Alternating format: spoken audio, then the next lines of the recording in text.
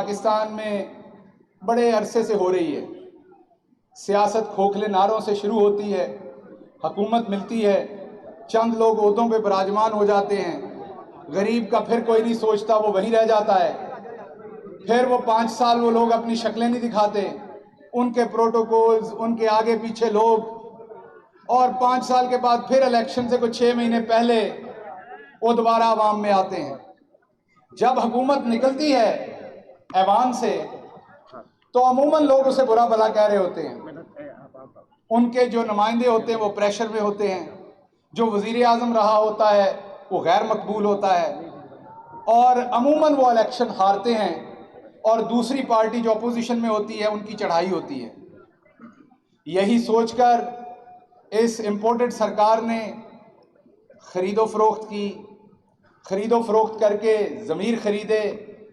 ضمیر بیچنے والوں نے یہ سوچا کہ یہ منڈی تو پہلے سے لگتی آئی ہے، کون جانتا ہے. جب انگریز نے ہماری اس سرزمین پر قبضہ کیا تھا تو اس نے بھی ضمیر خریدے تھے، تب بھی ضمیر بکے تھے. یہ جو بہت اشرافیہ آج آپ کو نظر آ رہی ہے، ان میں سے زیادہ تر کے جو آباء و اجداد تھے انہوں نے اس وقت ضمیر بیچے تھے، اس وقت لوٹے ہوئے تھے.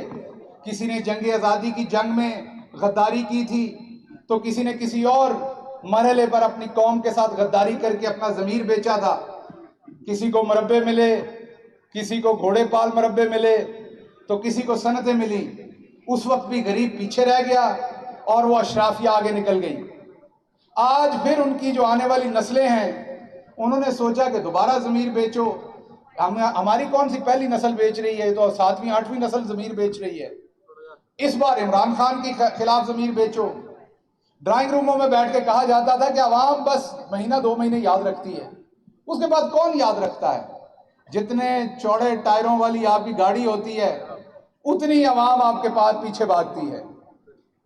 تو آپ ضمیر بیچیں، اس سے نوٹ لیں، ان نوٹوں سے کچھ ضمیر خریدیں، ہلکے کے اندر جو بکنے والے کچھ ضمیر ہوتے ہیں، اور چوڑے ٹائروں والی گاڑی لیں اور ہلکے میں بھگا دیں، تو پھر عوام آپ کے پیچھے اور ووٹ دے گی اور پھر جیت کے نئے سرے سے ضمیر کا سودا شروع کر دے. یہ سب کچھ میں نے اپنی آنکھ سے عمران خان کے رائٹ کندھے کے پیچھے کھڑے ہو کے یہ سب کچھ ہوتے ہوئے دیکھا.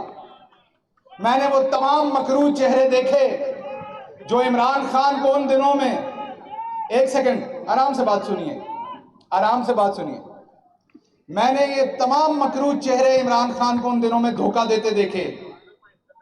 میں نے یہ دیکھا کہ کس طریقے سے کوئی بہانہ بنا رہا ہے گورننس کا. کسی کو اچانک مہنگائی یاد آ گئی تھی، کسی کو لگ رہا تھا کہ آٹا 40 سے 50-55 ہو گیا ہے، تو اب ہم نے عمران خان کے ساتھ نہیں چلنا، ضمیر بیچنا ہے. آج آٹا 100 روپے سے اوپر ہو گیا ہے، انہوں دا ضمیر آج برف چ لگیا ہوا ہے. وہ آج ضمیر نہیں بیچنا چاہتے کیونکہ سودا کر چکے ہیں، سوداگروں کے پاس گروی پڑے ہوئے ہیں. تو میں نے عمران خان کو ہر روز اس مافیا کے ساتھ لڑتے دیکھا. میں نے ضمیر بکتے دیکھے. عمران خان کے پاس رپورٹیں آتی تھیں جیسے آپ ٹی وی میں رپورٹ دیکھتے ہیں موسم کی، آج سڈنی میں درجہ حرارت یہ ہے تو کراچی میں یہ ہے، تو رپورٹس آتی تھی کس شہر سے کتنے ضمیر بکے. میں کیونکہ ان کے بہت ساتھ ہوتا تھا وزیر اعظم کے دفتر میں، تو مجھے کچھ چیزیں ظاہری بات پتہ لگتی تھی. تو ایک دن فیصل آباد کی بھی رپورٹ آئی، فیصل آباد کے بھی درجہ حرارت کا پتہ چلا کہ یہاں بھی ضمیر بک گئے ہیں. اور یہ ہمارے لیے شرمندگی کی بات ہے، تالی والی بات نہیں ہے، بڑی شرمندگی کی بات ہے کہ یہ فیصل آباد وہ شہر ہے جہاں ٹیکسٹائل کا مزدور بھی اپنے ہاتھ کی محنت سے پیسہ کما کے کھاتا ہے شام کو روزی. یہاں کا کسان بھی اپنے ہاتھ سے ہل چلا کر پیسہ کما کے کھاتا ہے. یہاں کا ایون فقیر جو ہے وہ بھی ہاتھ پھیلا کے کماتا ہے، کسی کی پیٹھ میں چھرا نہیں گھونپتا. لیکن بدقسمتی سے اس شہر میں چند ایسے لوگ پیدا ہو گئے، میں یہ کہوں گا کہ جن کی نسلوں نے پہلے بھی ضمیر بیچے ہوئے تھے، نئی بات نہیں تھی، اور اس پیڑھی میں انہوں نے دوبارہ بیچے. تو جب عمران خان کو یہ پتا چلا کہ فیصل آباد ایک ایسا شہر جس کی ٹیکسٹائل کو عمران خان نے مدتوں کے بعد ریوائیو کیا، یہاں پر پاور لومز کباڑ کے بھاؤں بکی تھی یا نہیں بکی تھی؟ یہاں کا کسان مصیبت میں تھا یا نہیں تھا؟ عمران خان نے کسان ہو، تاجر ہو یا مزدور ہو، سب کا ہاتھ پکڑ کے اسے اوپر اٹھایا. اور جب مجھے پتا چلا وہاں کھڑے ہو کے کہ میرے شہر کے لوگوں نے بھی ضمیر بیچ دیا ہے، تو اس دن میں نے اللہ سے وعدہ کیا تھا کہ میں عمران خان کے ساتھ بے وفائی نہیں کروں گا.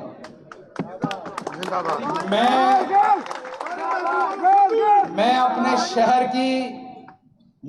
شہر کی ماؤں کے دودھ کی لاج رکھوں گا. میں اس شہر کے جوانوں کی غیرت کی لاج رکھوں گا. میری اوقات تھوڑی ہو یا زیادہ ہو، میں اپنا ضمیر عمران خان کے خلاف نہیں بیچوں گا. چودھری شہباز گل بات کرنے دیجیے گا. جب آپ ضمیر نہیں بیچنا چاہتے، یہ صحافی کھڑے انہیں پتا ہے، کیمرہ مین کھڑے انہیں پتا ہے، سب سے زیادہ ان کا روز کیونکہ پالا پڑتا ہے روز.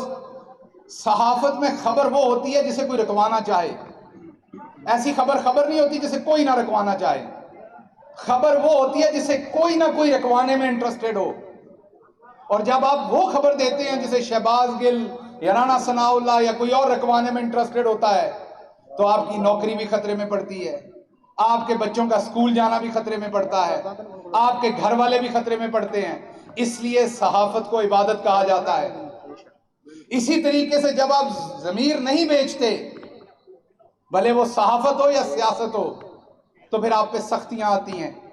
آپ کی اوقات سے زیادہ سختیاں بھی آتی ہیں. آپ کی جتنی اللہ نے اوقات دی ہوتی ہے اس سے اوپر بھی سختیاں آتی ہیں. لوگ آپ کا تمسخر اڑاتے ہیں، کوئی آپ پہ ہنستا ہے، کوئی آپ کا مذاق اڑاتا ہے. آپ کے اوپر صرف ایک ٹیسٹ ہوتا ہے کہ جب آپ لوٹ کے اپنے لیڈر کے سامنے جائیں تو آپ کی آنکھیں نیچے نہیں ہونی چاہیے، آپ اس کی آنکھوں میں دیکھ کے مسکرا سکیں. آپ کے سامنے ٹیسٹ صرف ایک ہوتا ہے، جب آپ اپنے گھر جائیں تو آپ کی ماں جب آپ کا ماتھا چومے تو اس کی آنکھوں میں خوشی کے ساتھ ساتھ غرور بھی ہونا چاہیے کہ اس نے ایک وفادار بیٹا پیدا کیا ہے.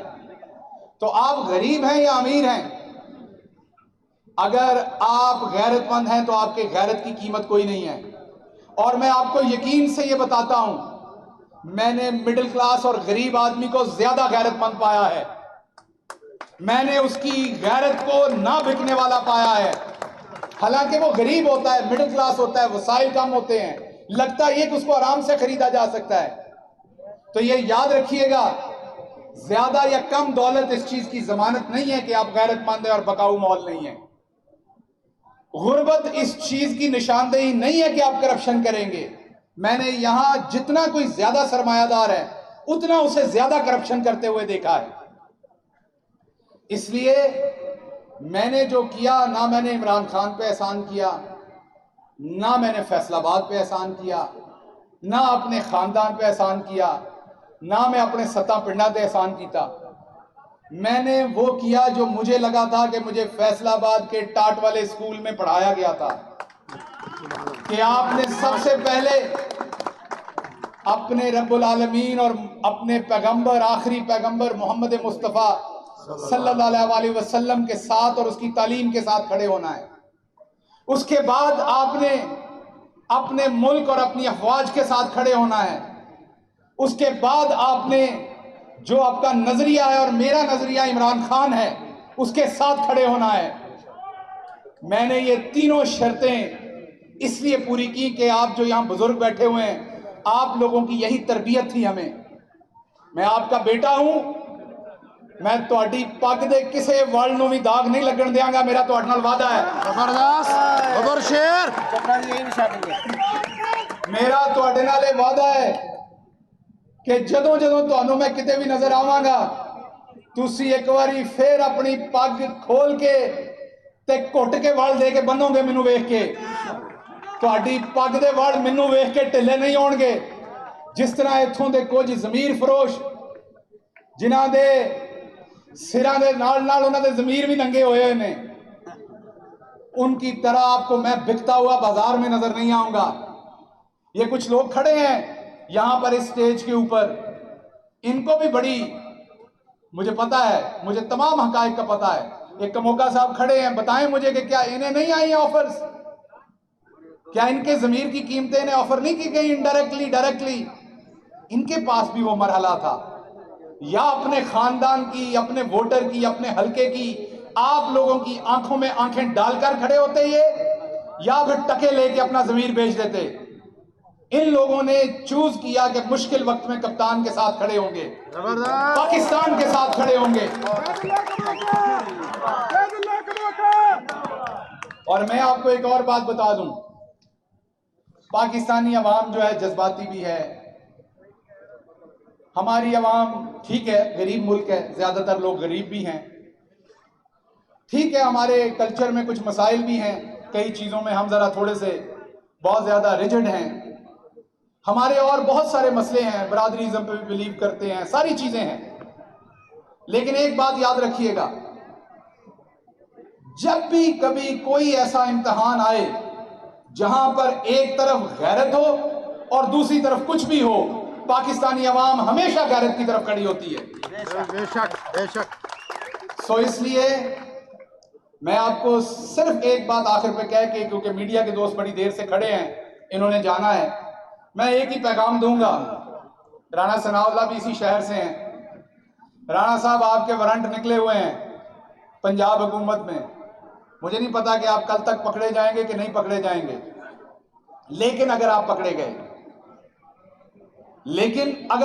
गए तो मैं फैसलाबाद में खड़े होकर आपसे वादा करता हूं, आपको नंगा करके कोई नहीं मारेगा, और अगर मारेगा तो मैं उसके खिलाफ खड़ा होऊंगा।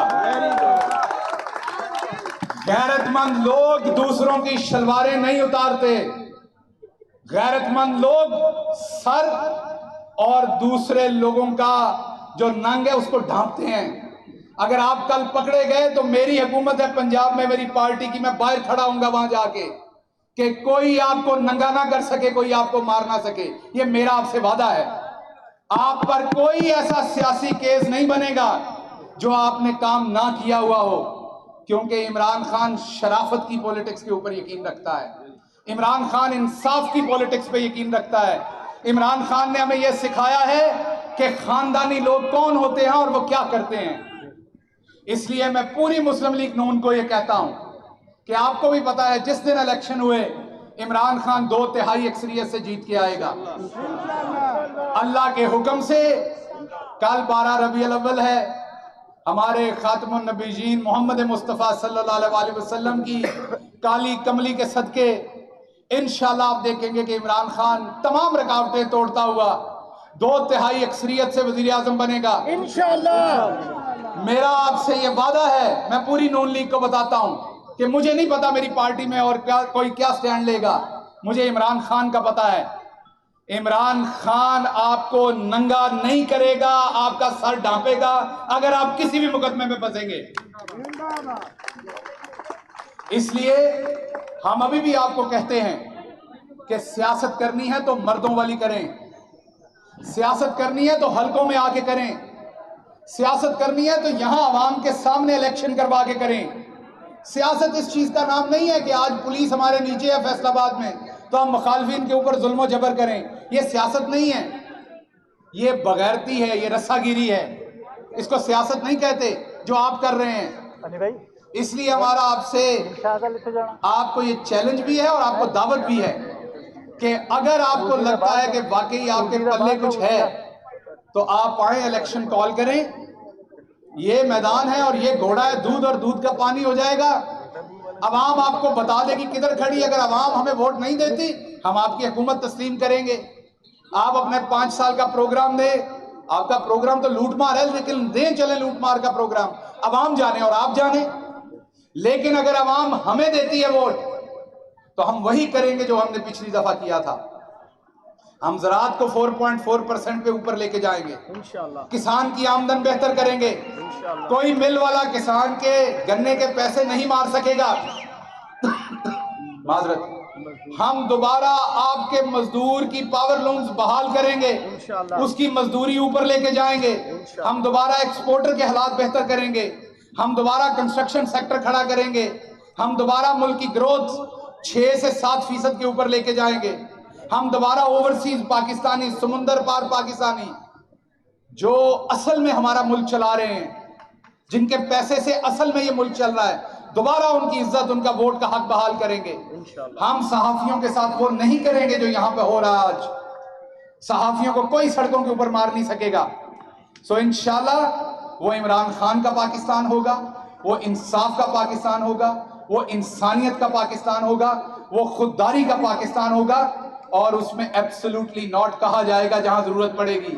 लेटेंगे नहीं। शहबाज गिल, शहबाज गिल, कि जो आप कहेंगे हम कर लें। Absolutely not.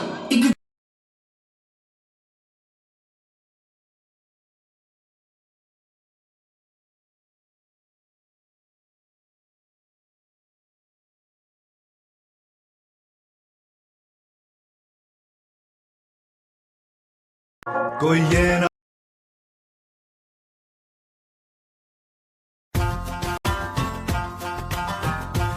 मैं आपको, क्योंकि आप लोग बहुत देर के आए बैठे हैं, हम थोड़ा लेट भी हो गए जिसके लिए माजरत है, मैं अब अपनी बात का इख्तिताम करूंगा। सिर्फ एक बात आपसे करूंगा, मेरी आपसे इंशाल्लाह मुलाकात होती रहेगी। मैं अगला इलेक्शन लड़ूं ना लड़ूं, मैं आपके साथ हर सूरत शाना बशाना रहूंगा। मेरी आपसे सिर्फ एक ही वादा है कि जब जब आप मुझे कहीं देखेंगे, आप लोगों को बताएंगे जरूर कि शहबाज गिल लैलपुरिया है। आप लोगों को तारफ जरूर कराएंगे, हमारा भाई है, हमारा बेटा है। इंशाल्लाह आपकी नजर, आपकी इज्जत में कोई कमी नहीं आने दूंगा। जो भी काम कर रहा हूँ ना करप्शन करके, ना अपने लीडर के साथ वफादारी को या उसकी इज्जत को कंप्रोमाइज करके। आपकी दुआएं चाहिए। आपने, मैं जब जेल में था, जिस तरीके से आप लोगों ने तब भी रैली निकाली, जो मोहब्बत आप लोगों ने तब भी दी, मैं उसके काबिल नहीं हूं। मैं उसका बहुत शुक्रगुजार हूं, और मुझे बड़ी खुशी है कि मेरे शहर के लोग मुझसे मोहब्बत करते हैं। मैं, यकीन करें, इस शहर से और आप लोगों से बहुत मोहब्बत करता हूं, क्योंकि आपके बहुत सारे कर्ज मेरे ऊपर हैं। मैं जहां भी पहुंचा हूं उस पर आप लोगों का बहुत कंट्रीब्यूशन है। आप सबकी मोहब्बत का एक